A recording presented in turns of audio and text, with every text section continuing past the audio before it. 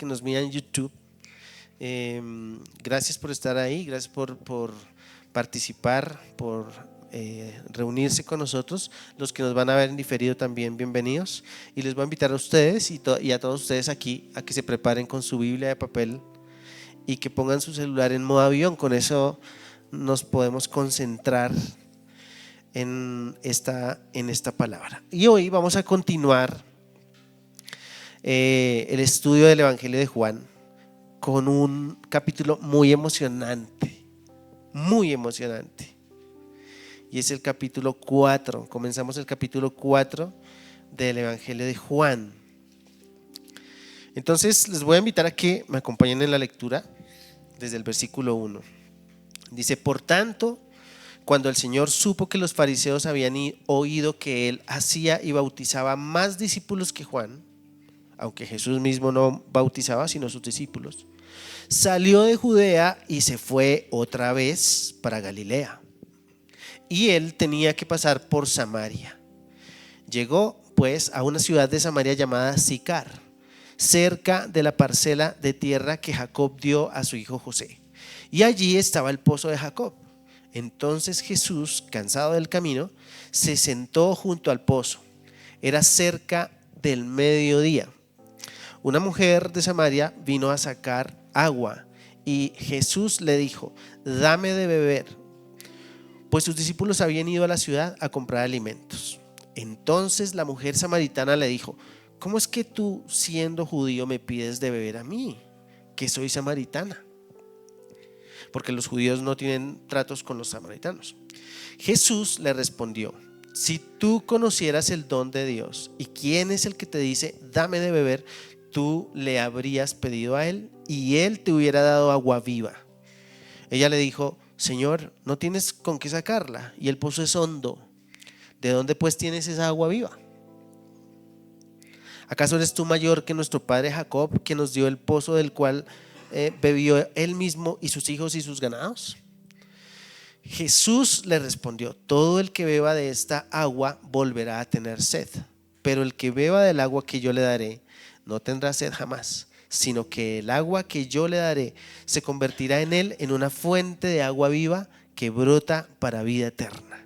Señor, le dijo la mujer, dame esa agua para que no tenga sed ni venga hasta aquí a sacarla. Hoy vamos a observar hasta ahí. Vamos a orar.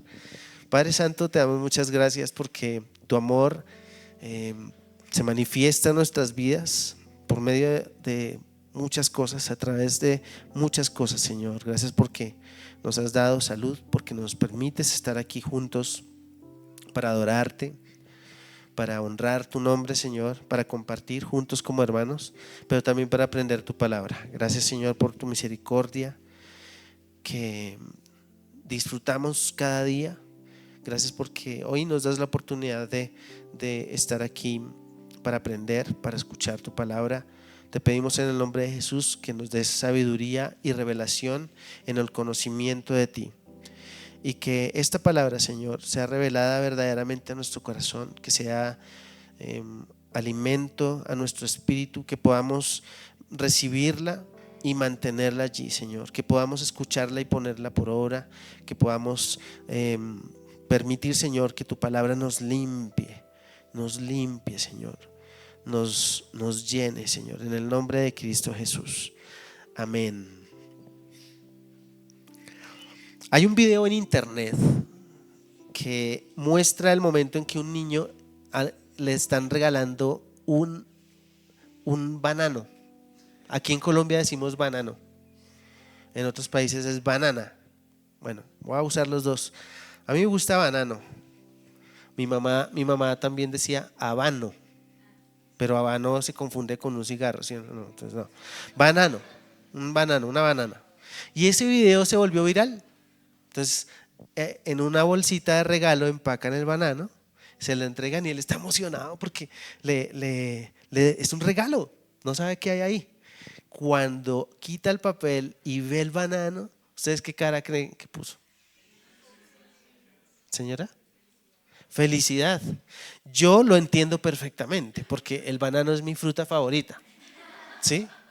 Pero conozco algunos, de hecho, que están aquí, que el banano les produce náuseas. Bueno, el caso es que este niño recibe su banano y cuando ve que se trata de un banano o una banana dice, ¡una banana! Y todos empezaron a reírse. Y luego él coge ese banano y lo abraza así, así, así. Tienen que verlo. Dura un minuto, pero no ahorita. Ahorita no lo vamos a ver. Y este niño coge ese banano y hace así. Y luego lo coge y lo destapa, lo pela y empieza a comérselo. Y en su rostro se ve una cara de satisfacción, de plenitud espectacular. Tienen que ver el video para que se acuerden de la prédica y para que se acuerden de ese tema. Y se lo come feliz. Y mientras que todo eso pasa, su familia alrededor no para de reírse. Y a nosotros mismos vemos eso y nos parece como que nos da risa que se ponga tan feliz por un banano. Y la reacción de ese niño se hizo viral justamente porque es gracioso, porque para la mayoría de las personas o para la mayoría de nosotros necesitamos algo más que un banano para sentirnos felices. Necesitamos otras cosas mucho más, quizá más costosas o más difíciles de conseguir que un banano para que nos sintamos plenos en la vida. Y voy a usar una palabra que tiene que ver mucho con el tema y es para que nos sintamos saciados, ¿sí? Cuando yo era niño, en mi casa creo que siempre fue sencillo sorprenderse porque venimos de un hogar humilde, sencillo, donde cualquier cosa fuera de alimentación y ropa era un lujo. Entonces, cuando llegaban esas cosas de lujo, eso era muy emocionante, entonces era fácil ser feliz. Pero hoy en día estamos en un contexto cultural donde ya uno no se sacia con nada, ¿cierto? Ya no, ya todos ya, uno dice, no, uno usa frases como esta, no, si yo tuviera tal cosa sería muy feliz. Si yo pudiera ir a tal parte yo sería muy feliz. No, si yo pudiera hacer tal, tirarme de un paracaídas yo sería muy feliz.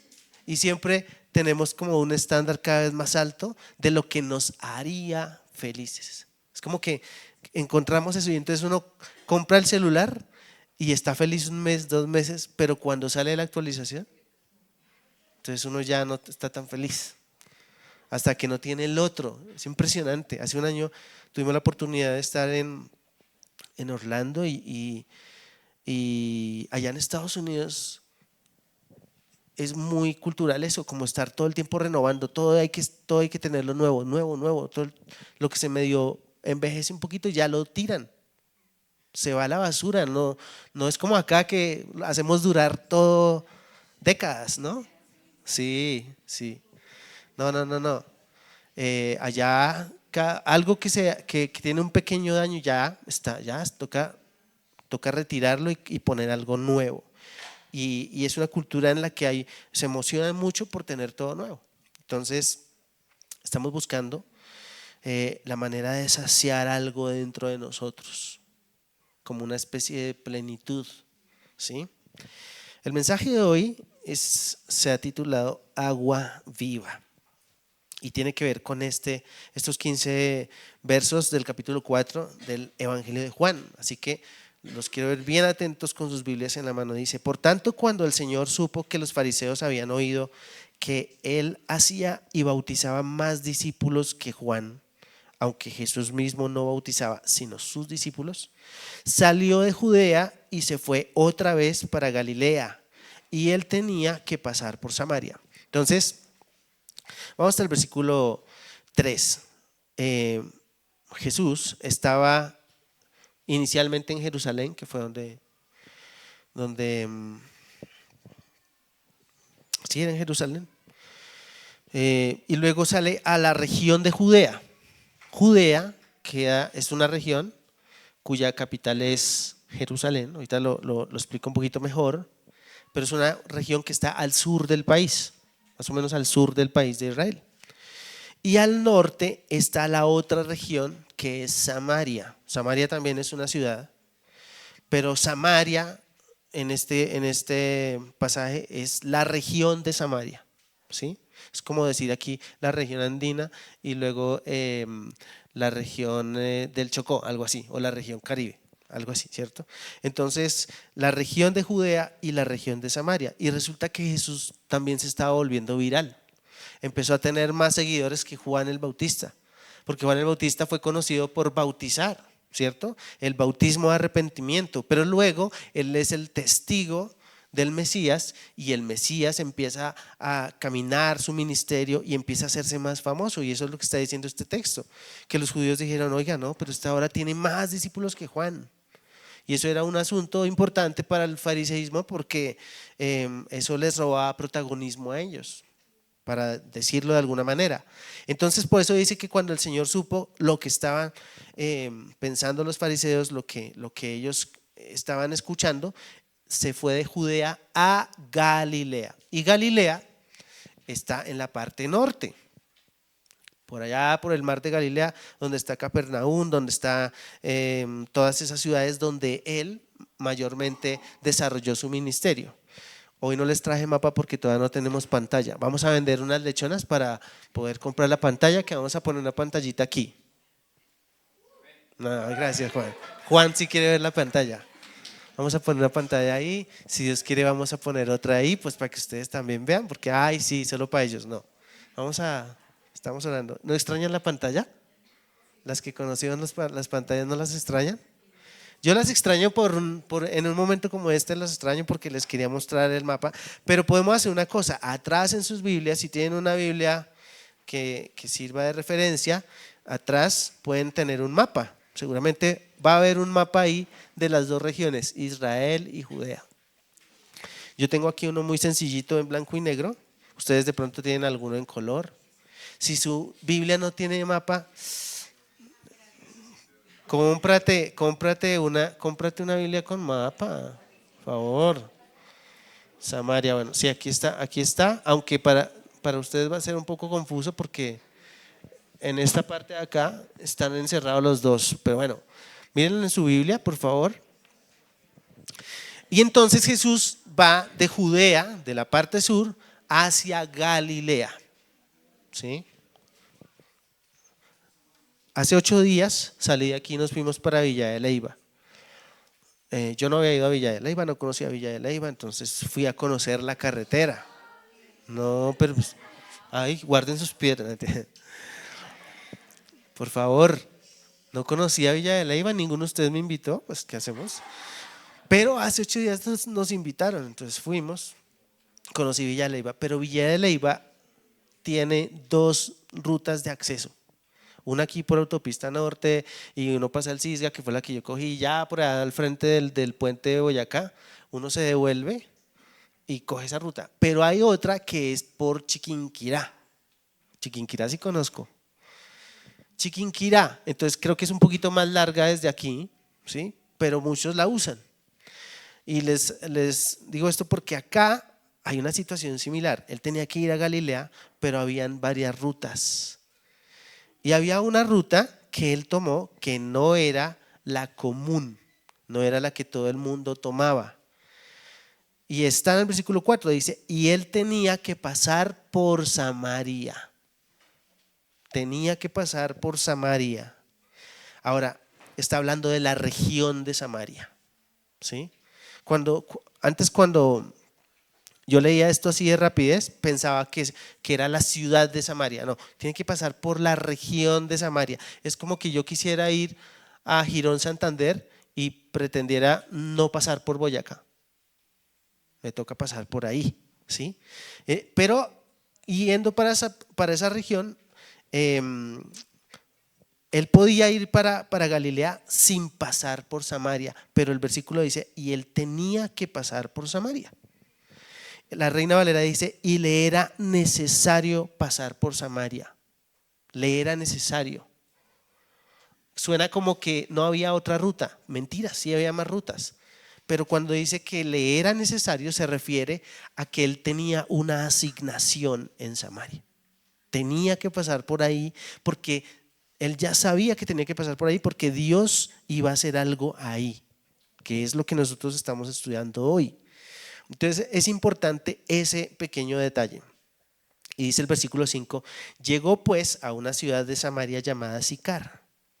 Ahora, pasar por Samaria rendía más pasar por Samaria que dar la vuelta. Pero la mayoría de los judíos, por no decir todos, si tenían que ir a Galilea o por allá más arriba, daban la vuelta, que era más largo. ¿Sí? Versículo 5, entonces llegó pues a una ciudad de Samaria, de la región de Samaria, llamada Sicar, cerca de la parcela de tierra que Jacob dio a su hijo José. Y de este versículo en especial tenemos una referencia en Génesis capítulo 48. Acompáñenme rápidamente al capítulo 48. Es una referencia muy sencilla. Génesis 48, versículo 21. ¿Sí lo ven ahí en la pantalla? No lo ven porque tenemos que vender unas lechanas por la fe. Dámoslo por fe. Génesis 48, versículo 21. Esperen que se me perdió aquí. Dice así. Dice, entonces Israel dijo a José, yo estoy a punto de morir, pero Dios estará con ustedes y los hará volver a la tierra de sus padres.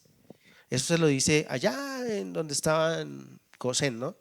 Dice, yo te doy una parte más que a tus hermanos, la cual tomé de mano del amorreo con mi espada y con mi arco. ¿Sí?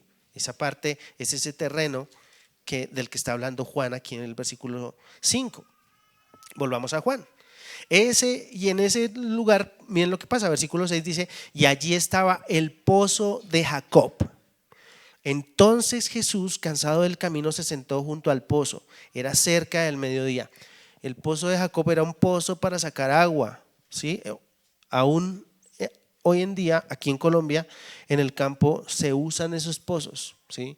Hay otros lugares donde se usa un molino para sacar agua, ¿sí? Y tienen ahí un pozo. Y Jacob, una de las cosas que sabía hacer muy bien era hacer pozos. Entonces, él hizo un pozo. Ustedes no sé si van a creer esto, yo casi que no lo creía, pero me puse a estudiar bien y resulta que ese pozo existe hoy en día. Hoy en día existe ese pozo y ese pozo fue creado mucho antes de Jesucristo, así que ya lleva más de 2000 años existiendo. Hay lugares en Israel donde los guías turísticos dicen, y aquí Jesús come hamburguesa, y aquí el Señor… No.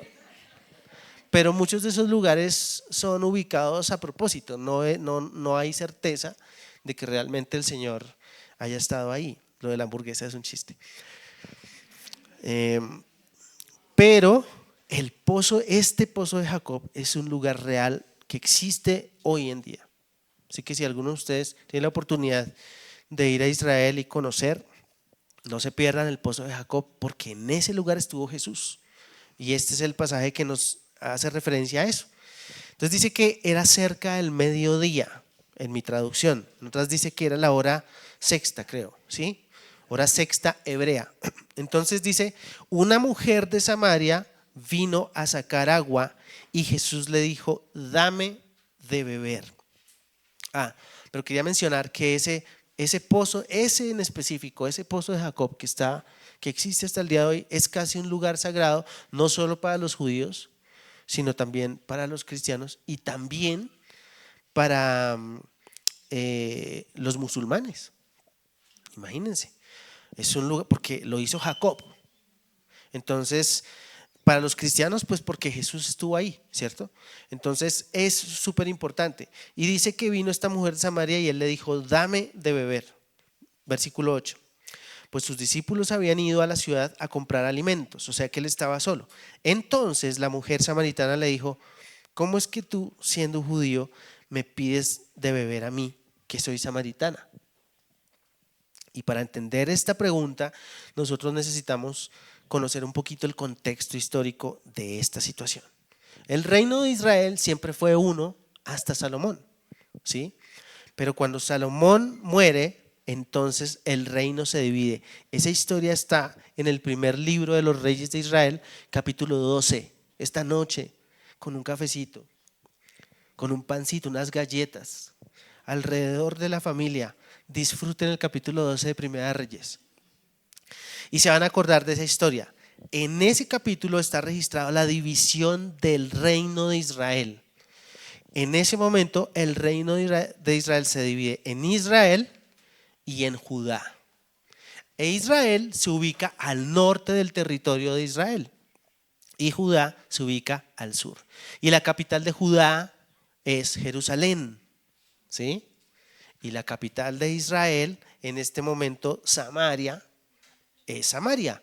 En ese momento, cuando se dividió el reino, la capital era Siquem, pero luego pasó a ser Samaria. Y entonces tenemos el reino dividido. Muchos años atrás se dividieron. Entonces cada uno tenía, por eso nosotros vamos a encontrar en Primera Reyes, en primer libro de Reyes, segundo libro de Reyes y en primer libro de Crónicas de los Reyes, segundo libro de Crónicas de los Reyes, vamos a encontrar textos. Y entonces fulanito de tal, rey de Israel, está hablando de la parte norte. Cuando diga rey de Judá, se refiere a la parte sur. Y estos reyes a veces eran amigos y otras veces eran enemigos y pues iban eligiendo reyes cada vez así como pasaba el tiempo.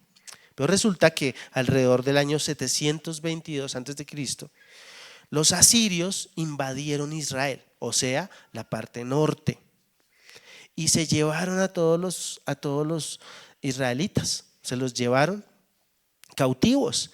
Y cuando eso pasó, pues toda esa región que ahora estamos aquí llamándola o referenciándola como Samaria, se llenó de pueblos gentiles, todos los pueblos feos, los amorreos, los macabeos, los jebuseos, todos vinieron a vivir ahí. Y luego esos exiliados volvieron a Samaria, pero resulta que se mezclaron con estos pueblos que estaban habitando ahí. Y al mezclarse empezaron a casarse con sus mujeres, a asimilar todas sus costumbres paganas. Y entonces Samaria se convirtió en una región, digamos, pagana. Aunque eran judíos, o mejor, eran israelitas que habían sido exiliados y luego volvieron, al perder toda su esencia de pueblo escogido por Dios, se volvieron una región pagana. Y así es como los perciben. Entonces, ¿qué pasó con los de abajo, con los de Judea? Pues los de Judea empezaron a rechazar a Samaria.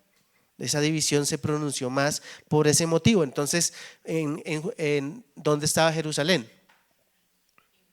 En Judea. Allá era donde estaba el templo, allá era donde estaban los fariseos, allá era la ciudad santa, ¿cierto? En cambio, Samaria se consideraba una ciudad a donde no había que ir. Por eso todos los judíos, cuando tenían que ir hacia el norte, preferían dar la vuelta y no pasar por Samaria. Es como cuando uno tiene que trasladarse a un lugar extremo de la ciudad, ¿sí? Y uno dice, uy, no, pero hay una zona por donde no va a pasar, porque ya sea porque es peligrosa o porque está llena de huecos o porque hay muchos semáforos o lo que sea, ¿sí? Algo así. En este caso, ellos no querían pasar por Samaria por el contexto cultural y religioso, ¿sí? Ese era el tema. Entonces, y estuvo largo ese contexto. Entonces, esta mujer dice, ¿cómo es que tú, siendo judío, me pides de beber a mí, que soy samaritana? No sé cómo ustedes perciben esa pregunta. Por muchos años yo pensé que ella estaba como, uy, ¿qué le pasa a usted? Si usted es judío y es samaritana. Pero estudiando este texto me di cuenta que los que miraban despectivamente eran los judíos, porque ellos eran los que se creían de mejor familia, los que se creían, no, nosotros sí somos santos, nosotros sí somos los hijos de Dios, nosotros guardamos la Torá, etcétera, etcétera, etcétera. Y aunque Samaria tenía conocimiento de la Torá, no tenían a los profetas. Ese fue un dato interesante que encontré. Imagínense que pues, los profetas permanentemente están hablando sobre Jerusalén. Y solo por hablar de Jerusalén, ellos dijeron, no queremos los profetas. Así que Samaria conocía la Torá y punto. O sea, los primeros 5 libros de la Biblia, la ley de Moisés, como lo conocen muchos. Entonces, aquí está esta situación y entonces yo ahora me imagino la conversación así. ¿Y tú por qué me pides agua? ¿Usted por qué me pide agua? Si yo soy una Veil samaritana, ¿sí? Y usted es un judío. Fue esa conversación así. Entonces Jesús le responde, bueno, y dice, porque los judíos no tienen tratos con los samaritanos. Y no solo eso, esta palabra significa mucho más que solo, porque para nosotros trato es como hablar con las personas, ¿sí? Pero la palabra en el griego denota es que ni siquiera se sientan a comer, no comparten la comida, ¿sí? Y el hecho de que le pidiera agua era como, venga, déjeme tomar de su vaso, ¿no? Como cuando, me regala un poquito, algo así. Entonces imagínense que ella se extraña, como, ¿usted por qué me pide agua? Si yo soy samaritana. Entonces versículo 10 dice, Jesús le respondió, si tú conocieras el don de Dios y quién es el que te dice, dame de beber, tú le habrías pedido a él y él te hubiera dado agua viva. Muy interesante porque el Señor aquí habla como en tercera persona, ¿no? Dice, si tú conocieras el don de Dios y el griego en este pasaje deja ver que esa pregunta le hace entender a ella que ella está lejos de conocerlo. Es interesante porque en este momento Jesús está teniendo un encuentro con una mujer samaritana, pero antes, ya lo estudiamos, tuvo un encuentro con un rabino judío, un maestro de la ley, Nicodemo, ¿cierto? Y antes se encontró con Juan el Bautista, y Juan el Bautista tenía claro el tema del reino, clarito, pero Nicodemo sabía muchas cosas, pero no podía entender el reino. Y esta mujer ni fu ni fa, nada de reino. Tenía al Mesías al frente, pero no sabía absolutamente nada, porque los que prometían mayormente o las promesas de Mesías venían por los profetas. Pues se acuerdan que los samaritanos nada de profetas. Entonces ella completamente desprevenida, y él le dice, si tú conocieras el don de Dios, el regalo de Dios, y quién es el que te dice dame de beber, tú le habrías pedido a él y él te hubiera dado agua viva.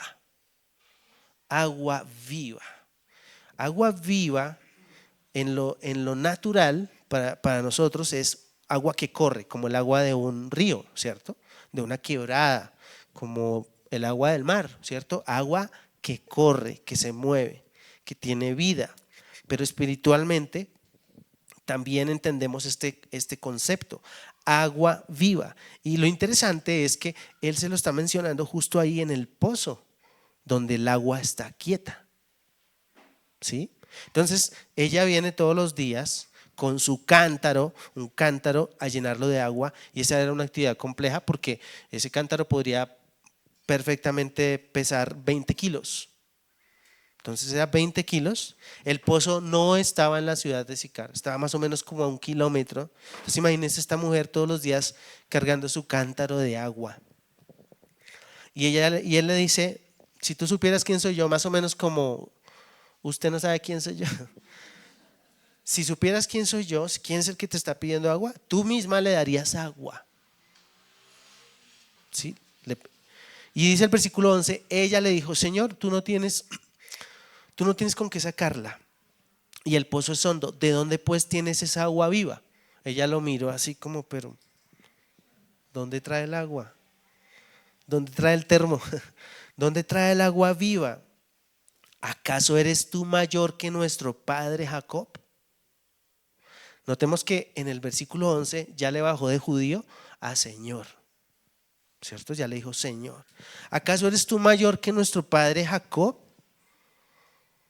O sea, ya para ella Jacob, eso sí era otra cosa, ¿no? ¿Acaso tú eres mayor que Jacob, que nos dejó este pozo? Dice, dice que nos dio el pozo del cual bebió él mismo y sus hijos y sus ganados, como diciendo, este pozo lo hizo un hombre hace muchos años y de este pozo disfrutaron él, sus hijos y toda su descendencia hasta hoy, más o menos. ¿Sí? Así que, ¿quién eres tú?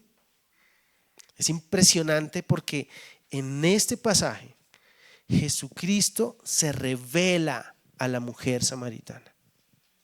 Creo que le fue mejor que a Nicodemo. Él aquí se está revelando a la mujer, a esta mujer samaritana.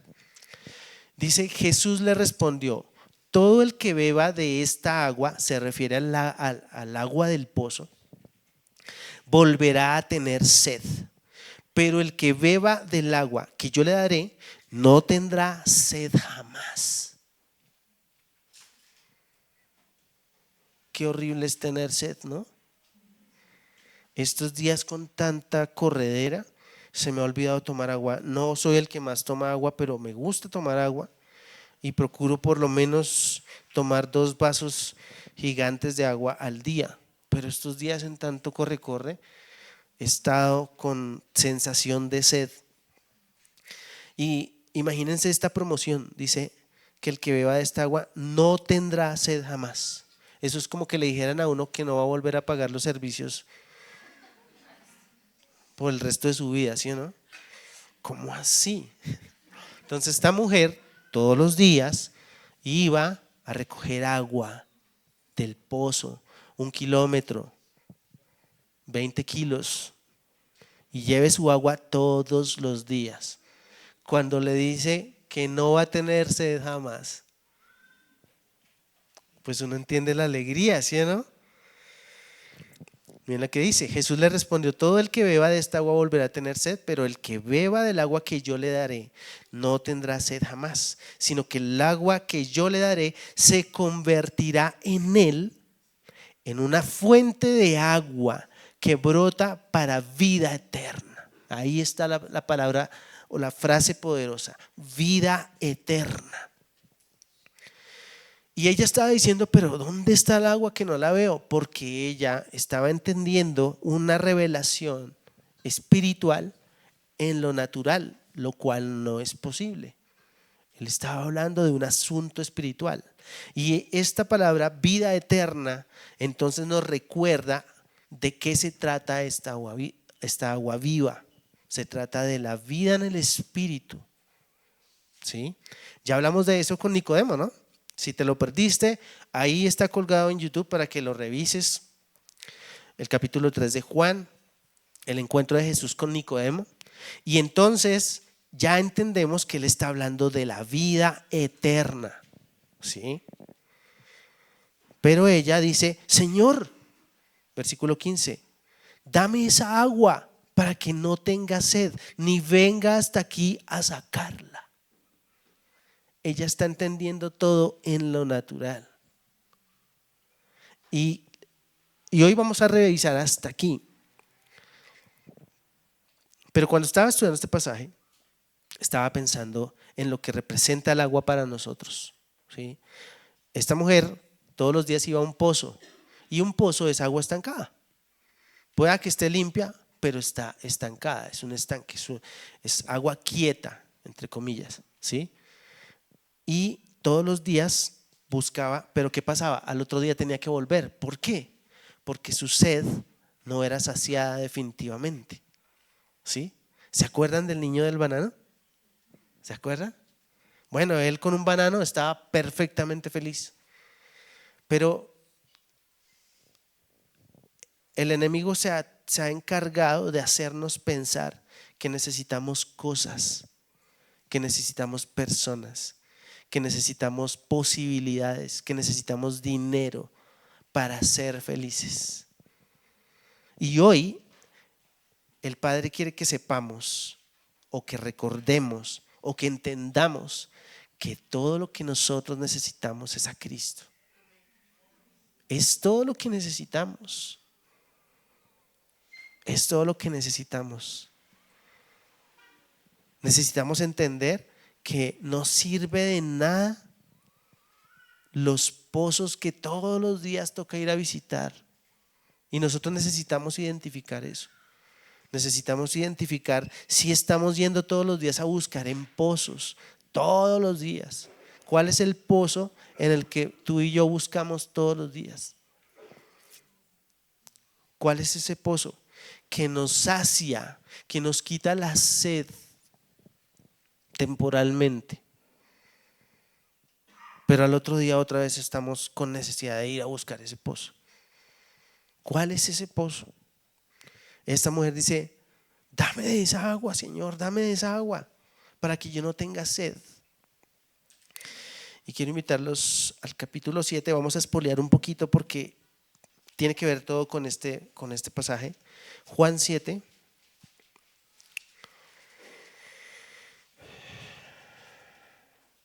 Versículo,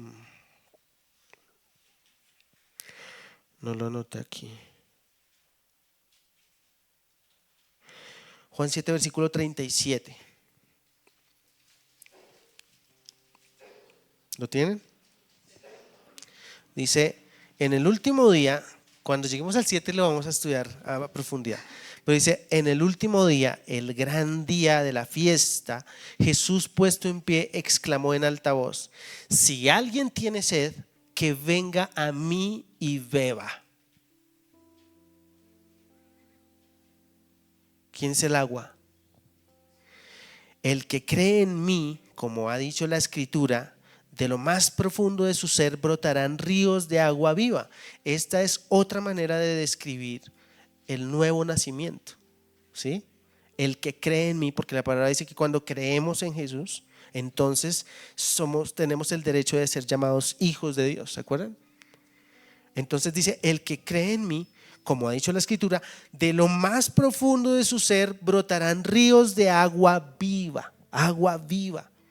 Era lo que Jesús le estaba diciendo a la samaritana: tú me pedirías de beber y yo te daría un agua que saldría de ti, se convertiría en una fuente, ¿sí? 39 dice: pero él decía esto del Espíritu que los que habían creído en él habían de recibir, porque el Espíritu no había sido dado todavía, pues Jesús aún no había sido glorificado. Entonces es el Espíritu Santo de Dios, nuestra fuente de agua viva, la fuente de agua que está dentro de nosotros. Y si nosotros tenemos una fuente de agua viva que nos permite no tener sed, no tendríamos por qué estar buscando en pozos. No tendríamos que estar yendo a esos pozos. Tenemos una fuente de agua viva en nuestro espíritu, en nuestro ser. Somos templo del Espíritu de Dios. Y por eso sabemos que tenemos esa fuente de agua viva. Así que necesitamos conocerle, de lo cual vamos a hablar con más detalle dentro de 8 días, si Dios no lo permite. Y yo quiero pedirles a ustedes que tengamos esto en mente, porque hemos sido permeados por nuestra cultura de este tiempo, por las cosas de este mundo, así como les pasó a los samaritanos, que llegaron a su tierra, encontraron un montón de gente rara que hacía un poco de cosas raras y adoraban un poco de dioses, y ellos, en lugar de sacarlos o de apartarse de ellos, se mezclaron con ellos. Y tú y yo necesitamos pedirle al Espíritu de Dios que nos muestre si estamos mezclados, si necesitamos empezar a separarnos de algunas mezclas que hemos permitido en nuestras vidas, mezclas que nos llevan a pensar que necesitamos cosas, que necesitamos dinero, que necesitamos experiencias para ser saciados. No estoy diciendo que no se pueden tener esas cosas, pero esas cosas no pueden ser la fuente de nuestra vida, no pueden ser lo que nos quita la sed. Esas cosas van a estar ahí, pero no para quitarnos la sed. van a estar ahí porque ya hemos sido saciados con el agua viva del Espíritu de Dios, con el agua viva de su palabra. Efesios dice que es la palabra la que nos limpia como agua. Así que necesitamos empezar a pensar en eso, ir a la palabra y dejar que el Espíritu Santo nos muestre y nos redarguya y nos convenza de las mezclas que hay en nuestra vida. Porque cuando permitimos esas mezclas en nuestra vida es más difícil percibir lo que verdaderamente le agrada a Dios. Por eso necesitamos ir a la palabra para conocer lo que le agrada a Dios y poder identificar esas mezclas en las que estamos inmersos y tomar decisiones. Así que vamos a orar.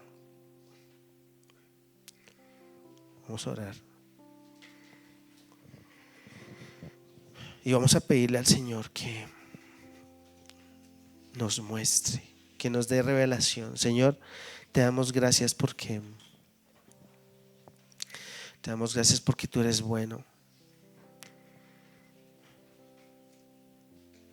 Tal vez nosotros nos percibimos como personas que te conocen a plenitud, Señor. Tal vez nos percibimos como alguien que está cerca de Dios. Hoy necesitamos saber si esto es real, Señor, o simplemente es una ilusión. Hoy necesitamos que nos revele, Señor. Si hemos permitido mezclas en nuestra vida, Señor, mezclas que nos alejan de ti, mezclas que nos dan una sensación falsa de plenitud, cosas de este mundo que nos hacen pensar que ya lo tenemos todo, que tenemos todo lo que necesitamos, pero que sin embargo al otro día nos hacen sentir vacíos. Yo te pido, Señor, que nos reveles a cada uno aquí cuáles son esas cosas en las que nosotros estamos buscando saciedad, en las que estamos buscando calmar nuestra sed. ¿Cuáles son esos pozos de agua estancada donde venimos a buscar cada día, Señor?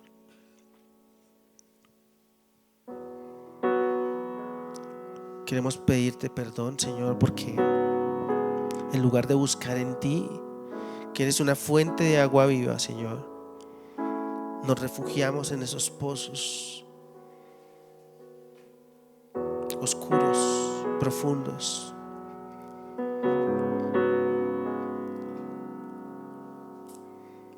Y te pedimos en el nombre de Jesús que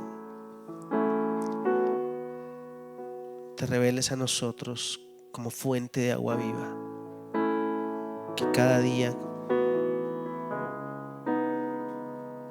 podamos acercarnos a ti, Señor, a beber de ti. El que tenga sed, venga a mí y beba, dice Jesús. Dice el Señor Jesús: venga a mí y beba. El que tenga sed, el que tenga tristeza, venga a mí y beba. El que se sienta solo, venga a mí y beba. El que se sienta rechazado, venga a mí y beba. Yo soy la fuente de agua viva que sacia la sed, que sacia toda necesidad, dice el Señor.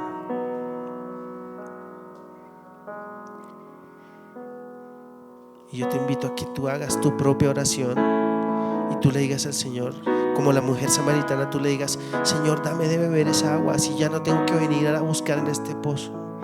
Quítame la sed, por favor, Señor, quítame la sed. Quítame la sed. Ya no quiero tener sed jamás. Porque si estamos buscando en pozos, es porque no hemos venido a Cristo. Es porque todavía no te hemos conocido. Es porque todavía no hemos nacido. Y por eso no podemos recibir del agua de vida. Pero hoy Te pedimos en el nombre de Jesús que nos des de esa agua viva que nos da vida eterna, Señor, en el nombre de Jesús. Y yo te invito a que tú le digas al Señor eso: Padre, yo necesito esa agua viva, quiero esa agua viva, quiero esa agua viva hoy. Necesito ser saciado completamente, de tal manera que no importa lo que pase en mi vida, voy a estar tranquilo, voy a estar confiado en ti, porque mi vida no pertenece a este mundo, mi vida pertenece al reino de los cielos, a la eternidad.